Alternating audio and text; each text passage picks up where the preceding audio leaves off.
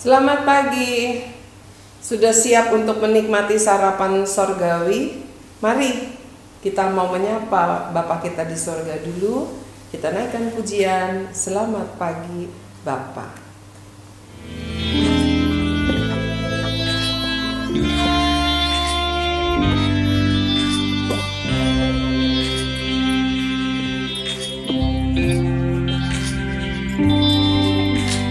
Selamat pagi Bapa, selamat pagi Yesus, selamat pagi Roh.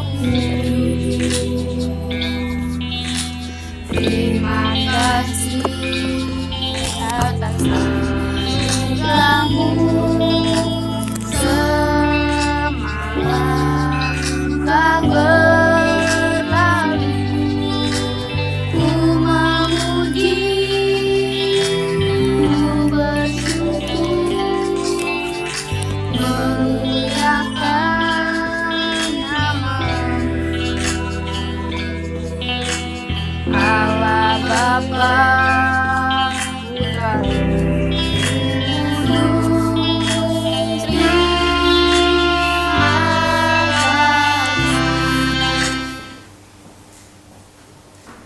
Mari kita berdoa. Bapa dalam surga, terima kasih untuk pagi yang indah, pagi yang cerah, pagi yang penuh dengan kebaikan Tuhan yang kami rasakan sepanjang malam yang boleh berlalu, dan kami pagi ini bangun, kami tetap merasakan penyertaan Tuhan.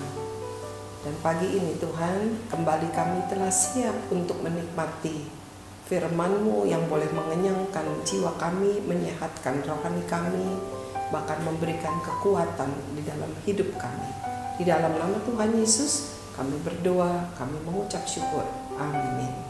Anak-anakku yang Tuhan sayang, seluruh para guru, rekan-rekan kerjaku, para sahabat dan para kerabatku dimanapun berada, saya senang sekali untuk pelayanan ini, bagaimana Tuhan tetap memimpin, Tuhan terus mengajar saya, dan saya bisa membagikan apa yang Tuhan ajarkan kepada saya. Pagi hari ini firman Tuhan tetap ada di dalam satu tema yang besar, hidup keselamatanku.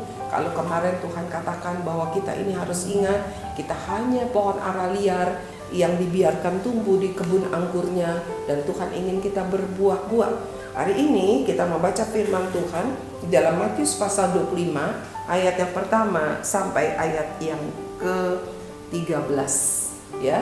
Satu kisah yang perumpamaan yang sudah sering kali kita dengar, baik lewat khotbah-khotbah di ibadah umum maupun di sekolah minggu, ya, ibadah anak.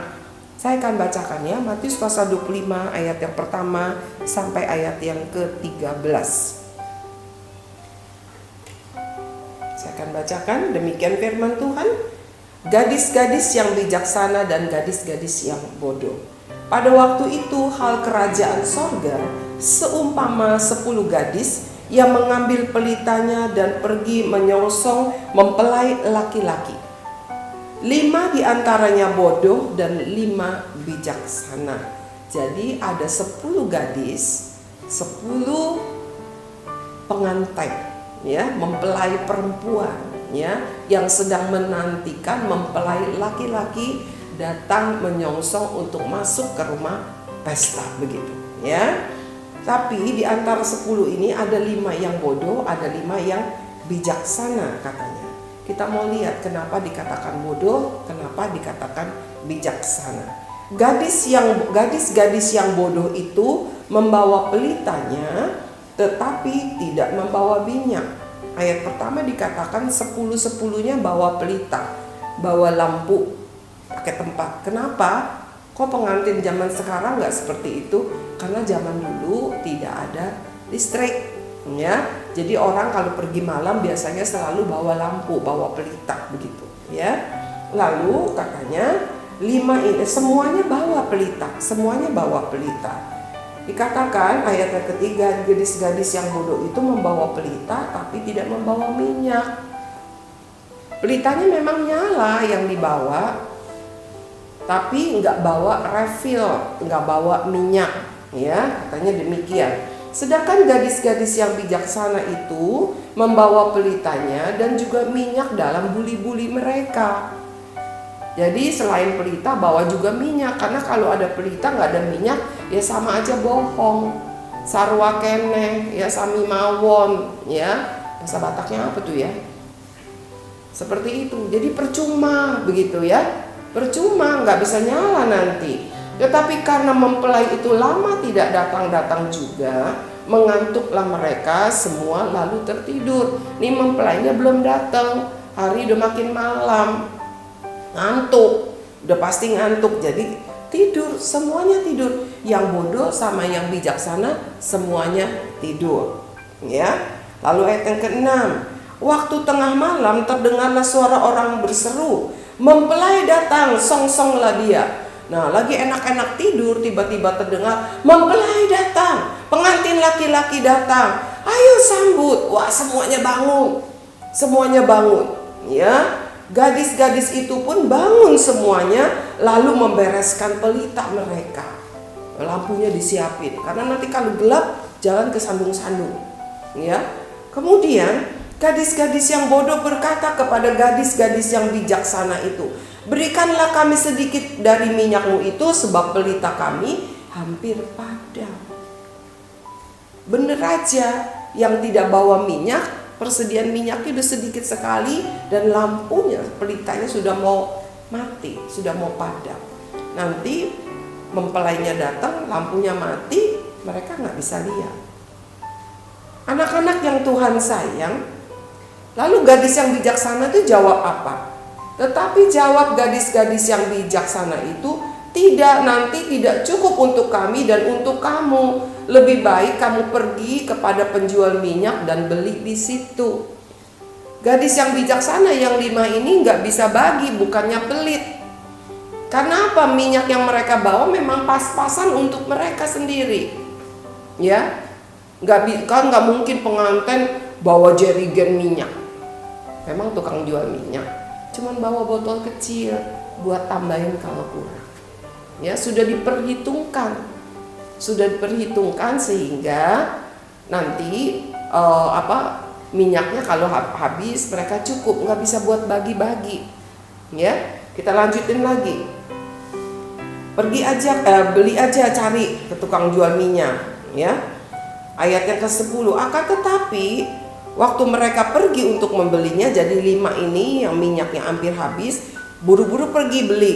Datanglah mempelai itu dan mereka yang telah siap sedia masuk bersama-sama dia dengan dia ke ruang perjamuan kawin, lalu pintu ditutup.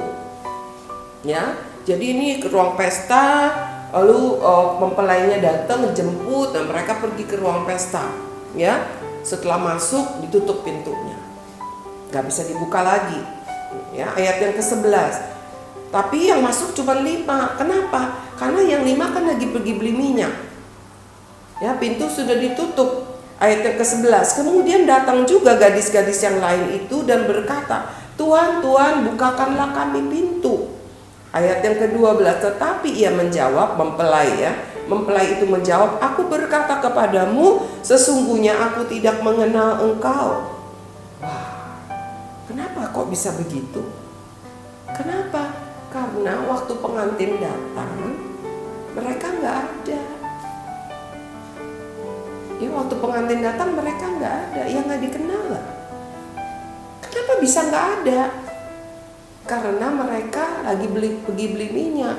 Kenapa waktu pengantin datang mereka pergi beli minyak? Karena mereka kehabisan minyak.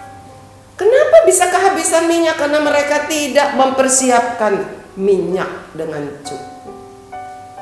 Anak-anak yang Tuhan sayang, para kerabat dan para sahabatku, siapapun yang sedang menikmati firman Tuhan pagi hari ini termasuk saya, Tuhan ingatkan kepada kita ini diumpamakan seperti pengantin perempuan, mempelai perempuan di hadapan Tuhan. Ya, Mr. Demas, Mr. Steffi, Mr. Yonas, semua mempelai perempuan di hadapan Tuhan. Ingat ya, bukannya bencong, ya, yang dilahirkan sebagai pria, ya pria, anak laki-laki tidak menjadi anak perempuan nantinya. Yang perempuan tidak akan menjadi laki-laki, itu dosa di hadapan Tuhan. Ya, ingat baik-baik. Lalu kalau ada yang sahabatnya, keluarga seperti itu, doakan dia, injili dia supaya dia kembali kepada apa yang Tuhan ciptakan di dalam hidup dia. Ya, jangan tertipu dengan iblis. Tuhan tidak pernah menciptakan seorang anak laki-laki lalu punya perilaku perempuan. Tidak. Ya, ingat baik-baik. Tidak ada itu. Tetapi semua itu pekerjaan si iblis. Oleh sebab itu jangan diterima. Kita kembali lagi nih kepada topik pembicaraan kita, hidup keselamatan kita. Ya. Jadilah mempelai yang bijaksana. Ya, mempelai yang bijaksana. Kita mau menjadi orang yang bijaksana sebagai anak-anak Tuhan. Minyak artinya apa sih? Minyak itu artinya Roh Kudus. Firman Tuhan yang terus terisi di dalam hidup kita, sehingga hidup kita itu selalu memberikan terangnya Tuhan, terang Kristus bagi setiap orang. Seringkali kita pikir, sedikit-sedikit nggak apa-apa lah, sedikit-sedikit ngebohong nggak apa-apa, sedikit-sedikit mencuri nggak apa-apa, sedikit-sedikit kita berbuat cabul nggak apa-apa, sedikit-sedikit nonton yang enggak, ngomong yang nggak beres nggak apa-apa. Tuhan penuh pengertian. Saya mau katakan, bukan seperti itu. Ya. Jangan sampai ketika Tuhan datang menjemput kita, ternyata terang hidupmu padam. Ya. Minggu lalu kita sudah dengar Tuhan dengan firman yang menciptakan terang supaya hidup kita yang gelap menjadi terang. Itulah Tuhan sudah kasih kita pelita, Tuhan sudah kasih kita minyak. Dan Tuhan mau supaya minyak itu tetap dibawa kemanapun kita pergi, supaya jangan sampai pelita yang Tuhan berikan itu padam. Biarlah terang itu terus sampai Tuhan menjemput kita, kita tetap ada memiliki terang itu di dalamnya. Jangan biarkan terang itu padam di dalam hidup kita dengan perbuatan-perbuatan dosa. Kita mau baca ayat yang ke-13. Karena itu berjaga-jagalah, sebab kamu tidak tahu akan hari maupun akan saatnya. Kita nggak pernah tahu kapan Tuhan jemput kita. Tetapi biarlah kita mengerjakan hidup keselamatan kita dengan takut, dengan berjaga-jaga. Jangan anggap remeh. Anak-anakku, siswa-siswi SKBB khususnya, baik yang masih di TK, Tuhan sayang kepada kalian. Tuhan berikan firman-Nya, Tuhan mengajar kalian.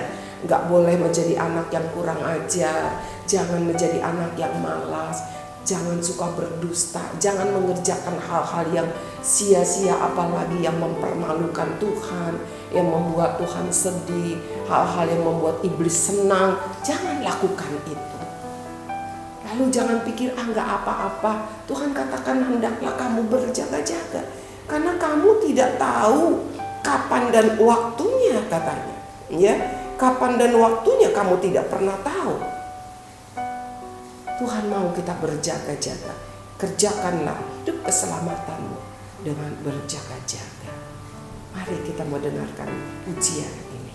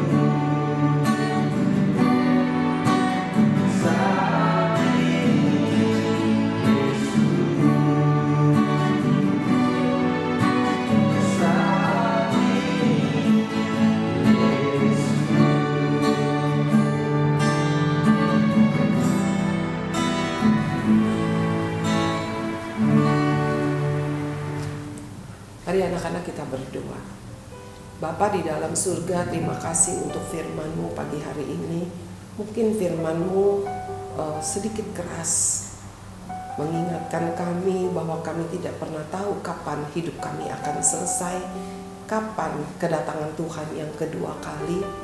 Tetapi ya Tuhan, terima kasih Tuhan mengingatkan kami supaya kami tidak hidup sembarangan, kami hidup berjaga-jaga, supaya ketika Tuhan datang, kami itu ada di hadapan-Mu. Pelita kami tidak padam. Mari ya Tuhan, mari ya Yesus, biarlah Roh Kudus-Mu terus bekerja dengan kuat di dalam hidup kami. Biarlah apa yang kami pikirkan, apa yang kami rasakan, apa yang kami dengar, apa yang kami lihat, apa yang kami katakan, bahkan apa yang kami lakukan, bahkan ketika kaki kami melangkah, kami tetap ada di dalam pimpinan Roh-Mu yang kudus itu. Kami tetap ada di dalam terang. Mari ya Tuhan, jangan biarkan kami tetap hidup sembarangan. Kami hidup tidak berjaga-jaga. Mari Bapa, mampukan kami untuk terus mendengar suara-Mu, pimpinan-Mu, suara Roh Kudus di dalam hidup kami. Para orang tua, Bapa hamba berdoa, di tengah-tengah kesulitan pandemi ini, tetaplah biarlah mereka Tuhan berikan kekuatan secara khusus, memberikan penghiburan dan sukacita, agar mereka terus ada di dalam pimpinan Roh Kudus. Ketika mereka marah, ketika mereka begitu lelah, Roh Kudus tetap memimpin, Roh Kudus tetap menjaga, sehingga tidak keluar dari terang itu, sehingga pelita yang Tuhan berikan tidak menjadi padam. Terima kasih ya Tuhan, terima kasih untuk firman-Mu, terima kasih untuk teguran dan nasihat-Mu. Di dalam nama Tuhan Yesus kami berdoa, kami mengucap syukur. Amin. Jangan biarkan pelita-Mu menjadi padam, dan biarlah minyak Roh Kudus itu terus ada di dalam hidup-Mu. Tuhan Yesus memberkati, sampai bertemu di hari Kamis.